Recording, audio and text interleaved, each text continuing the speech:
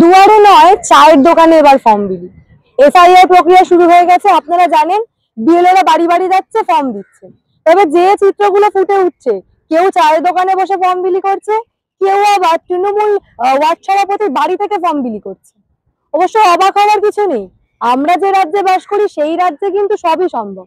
আজকে এই চিত্রগুলো আপনাদের সামনে তুলে ধরবো এবং এসআইআর সংক্রান্ত নতুন যে আপডেট গুলো এসছে, যা যা ঘটে চলেছে এই রাজ্যে। এই যে বারংবার এসআইআর এর ক্ষেত্রে বলা হচ্ছিল সকলে বৈধ ভোটার, কোনো বৈধ ভোটারের নাম যেন বাদ না যায়, কিন্তু আমাদের রাজ্যে কি পরিমাণে ভুয়ো ভোটার রয়েছে এবং একই ব্যক্তির নাম কাছাকাছি ওয়ার্ডের মধ্যে দুটো জায়গা থেকে রয়েছে, এমন প্রমাণও কিন্তু পাওয়া যাচ্ছে। সমস্ত কিছু জানতে এই প্রতিবেদন সম্পূর্ণ দেখুন। নমস্কার, আমি সানিয়া, দ্য নিউজ বাংলায় আপনাদের সকলকে স্বাগত। মুর্শিদাবাদের ভগবানগোলায় যে চিত্র ফুটে উঠলো, তৃণমূল ওয়ার্ড সভাপতির বাড়ি বসে বিএলও ফর্ম বিলি করছে। অন্যদিকে যাদবপুর গার্ডেনের যে চিত্র ফুটে উঠছে, যে চায়ের দোকানে বসে নাকি বিএলও ফর্ম বিলি করছে। আচ্ছা, এই এসআইআর এর ক্ষেত্রে সবচেয়ে গুরুত্বপূর্ণ ভূমিকা কিন্তু বিএলও। আপনার আমার বাড়িতে এই বিএলওরা যাবে, ফর্ম দেবে, ফর্ম ফিল আপ করা হবে এবং সমস্ত কিছুর ক্ষেত্রে এই বিএলও অর্থাৎ বুথ লেভেল অফিসারদের দায়িত্ব কিন্তু চরম।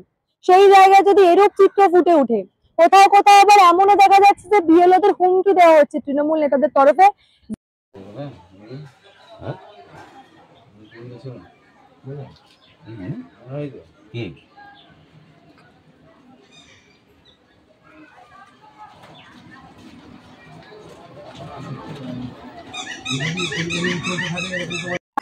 ভগবানগোলার ৬২ নম্বর ওয়ার্ডের ৭০ নম্বর বুথে যে চিত্র ফুটে উঠছে, আমরা দেখতে পাচ্ছি ওখানকার বিএলও, যার বিরুদ্ধে অভিযোগ, সেই বিএলওর নাম সাহিল ইসলাম। তিনি নাকি সরকারি কেন্দ্র, যেমনটা কমিশনের তরফে নির্দেশ যে এই ধরনের কাজ, ফর্ম বিলির কাজ যে কোনো সরকারি জায়গা থেকে করতে হবে, ফর্ম বিলি, সংশোধন, সমস্ত কিছুর কাজ। কিন্তু এই বিএলও তিনি সেখানকার তৃণমূল বুথ সভাপতির বাড়ি থেকে বসে ফর্ম বিলি করছেন, এমন ছবি ফুটে আসছে। আচ্ছা বলুন তো, যদি এই ধরনের ঘটনা ঘটে, নির্দিষ্ট কোনো রাজনৈতিক দলের প্রতি যদি বিএলওরা নিরপেক্ষতার সঙ্গে কাজ না করেন, নির্দিষ্ট কোনো দলের প্রতি পক্ষপাতিত্ব করেন, তাহলে সাধারণ মানুষ কি এসআইআর প্রক্রিয়ায় ভরসা করতে পারবে? একবার দেখাবো কি হয়েছে, সেই ছবি আপনাদের দেখাবো। আপনার কাজ কি এখানে বসা? বাড়ি বাড়ি দেওয়া না এক জায়গায় বসে দেওয়া? আপনি একটা পান, তিনটে পান, আমার জানা দরকার নেই। কোথায় ঘুরে আসলেন? আপনি আমাকে জানিয়েছেন? আপনি জানিয়েছেন ঘুরতে গেছেন? আপনাকে আমি বললাম আপনি আমাকে জানাবেন তো, আমরা তো আছি বিএলএ নাকি, আপনি আমাকে জানাবেন তো বেরোচ্ছি। আপনি বলেছেন, আপনি কালকে কি বললেন যে পুরো ফর্ম পেলে আমি বেরোবো, কথা অভিযোগ হচ্ছে ভগবানগোলা বিধানসভার মহিষাস্থলী গ্রাম পঞ্চায়েতের অধীন ৭০ নম্বর বুথ, আলতাবারতলা বুথ, ওই বুথের বিএলও মোহাম্মদ সাহিল হোসেন, ওনাকে যখন আমাদের সিপিএম পার্টির বিএলএর তরফ থেকে ফোন করা হয় যে আগামীকালকে বেরোবেন, উনি বলেন না আমরা বেরোবো না, আমার কাছে ৩০০ ফর্ম আছে, পুরো ফর্ম আসবে তখন বেরোবো। তাহলে ঠিক আছে, আর বেরোলে আপনি অবশ্যই আপনাদের নির্বাচন কমিশনের গাইডলাইন যেটা রয়েছেন যে সমস্ত বিএলও, সে যে দলেরই হোক, যারা বিএলএ রয়েছেন তাদেরকে নিয়ে আপনি ফোন করে বেরোবেন। কিন্তু আজকে সকালবেলা আমরা যখন গেলাম, ওখানে যাচ্ছি, দেখছি যে ওই আলতাবারতলার বুথের টিএমসির বুথ সভাপতি এবং ওই বুথেরই বিএলএ টিএমসির, তার বাড়িতে বসে টোটাল ফর্মগুলো বিতরণ করা হচ্ছে। অন্য দলের কোনো দলের প্রতিনিধি ছিল না। তা আমরা সেখানে গিয়ে প্রতিবাদ করাতে উনি আমাদেরকে উল্টাপাল্টা কথা জ্ঞান দিতে আসলেন। আমরা যখন ওনাকে বললাম, উনি তারপরেও আমরা যখন ভিডিওকে কমপ্লেন করছি বা এআরওকে জানাচ্ছি, উনি তা সত্ত্বেও কোনো কথা শুনেননি। তা সত্ত্বেও তারপরেও আধা ঘন্টা ওখানে উনি ফর্ম বিতরণ করেছেন, একই বাড়িতে বসে ফর্ম বিতরণ করেছেন। হ্যাঁ, আমরা ওনাকে ওটাই বোঝাতে চাইলাম, আপনার নিয়ম হচ্ছে আপনি প্রত্যেকটা বাড়ি যাবেন, কিন্তু কিন্তু উনি করছেন না। আমাদের যেটা মূলত যে বিতর্কিত বিষয়, সেই বিষয়টা হচ্ছে যে যেহেতু ওই বাড়িটা তৃণমূলের বিএলএর বাড়ি এবং বুথ সভাপতির বাড়ি, আমি একজন সিপিএমের কর্মী, আমার বাড়িতে যদি ফর্ম বিতরণ করে সেটা স্বাভাবিক, অন্যান্য দলের প্রতিনিধিরা বিরক্ত বোধ করবে বা আপত্তি বোধ দিবে। সেটা আমাদের প্রশ্ন যে আপনি বাড়ি বাড়ি গিয়ে ফর্ম বিতরণ করেন, আপনি কেন একজন তৃণমূলের বিএলএর বাড়িতে বসে এবং বুথ সভাপতির বাড়িতে বসে আপনি ফর্ম বিতরণ করছেন? তা সত্ত্বেও উনি কোনো কথা শুনেননি। অবশেষে বিডিও সাহেবকে কমপ্লেন করার পরে আধা ঘন্টা পরে সে সন্ন্যাসীবাবু যিনি দায়িত্ব রয়েছেন ভগবানগোলার, তিনি এসে ওখান থেকে ওনাকে বের করেন এইভাবে যদি চলতে থাকে এসআইআরটা তাহলে নির্বাচন কমিশন যেটা সুস্থভাবে করতে যাচ্ছে সেটা তো হবে না, এতে রাজনীতির পুরোপুরি রং লেগে যাচ্ছে। আজকে টিএমসির বাড়িতে বসবে, আজকে শাসক দলের বাড়িতে বসবে, তাহলে সাধারণ মানুষরা তো এই কাজ থেকে বিভ্রান্ত হবে, কোন জায়গায় ফর্ম পৌঁছাবে কোন জায়গায় ফর্ম পৌঁছাবে না, এটা নিয়ে আমাদের এই প্রতিবাদ। আমার নাম অনিমেষ সাহা। এবার আপনাদের দেখাবো আমাদের রাজ্যের খেলা, কি করে একটা মানুষের নাম দুটো জায়গায় থাকে।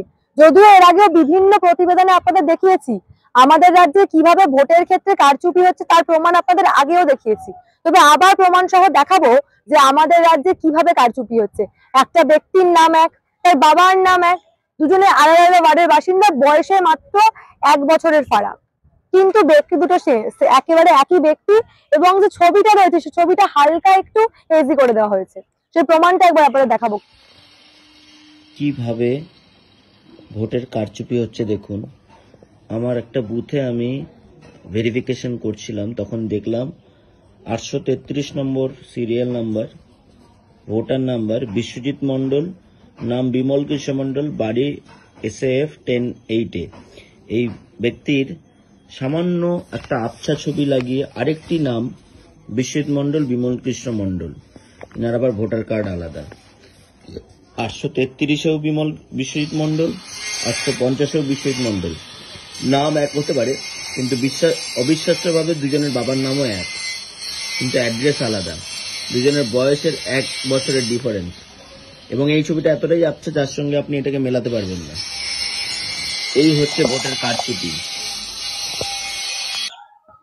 দেখেছেন, এসআইআর শুরু হতে না হতেই খেলা শুরু হয়ে গেছে। প্রথমে যেমনটা বলছিলাম যে দুয়ারে নয় সোজা চায়ের দোকান থেকে ফর্ম বিলি, তৃণমূলের নেতার বাড়ি থেকে ফর্ম বিলি, কিছুই আর বাকি রাখিনি। শুরু থেকে যেমনটা আশঙ্কা করা হচ্ছিল, বিরোধীদের তরফ থেকে যে অভিযোগ উঠে আসছিল সেই অভিযোগটা কোথাও গিয়েও কিন্তু এখন সত্যি হতে আমরা দেখতে পাচ্ছি। বিরোধীদের তরফে কি বলা হচ্ছে সেটাও একবার শোনাবো। বিএলওরা করতে পারে না, বিএলওরা যদি এগুলো করেন তাহলে পরে এগুলো কমপ্লেন নিশ্চয়ই হয়েছে বা হবে, তাহলে পরে ইলেকশন কমিশন ব্যবস্থা নেবে তাদের বিরুদ্ধে। এটা তাদের কাজ নাকি?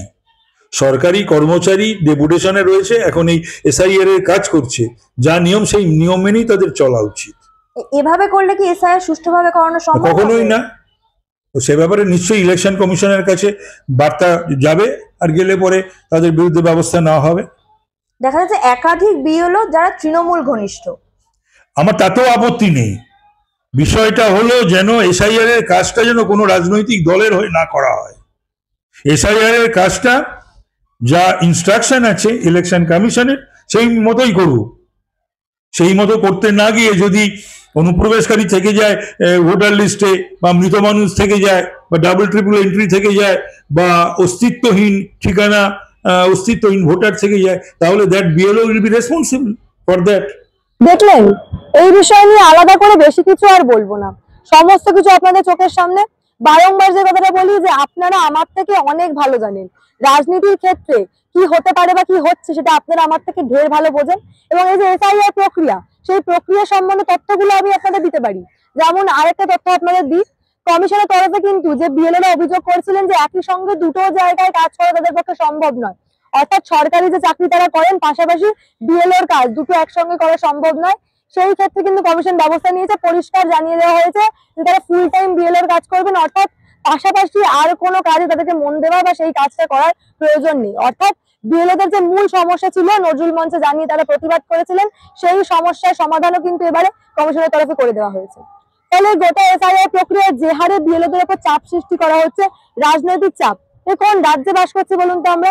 এই বিষয় নিয়ে আপনারা কি ভাবছেন? আপনাদের মূল্যবান এবং গুরুত্বপূর্ণ মতামত অবশ্যই আমাকে জানাবেন দ্য নিউজ বাংলার কমেন্ট সেকশনে, এবং দেখতে থাকুন দ্য নিউজ বাংলা।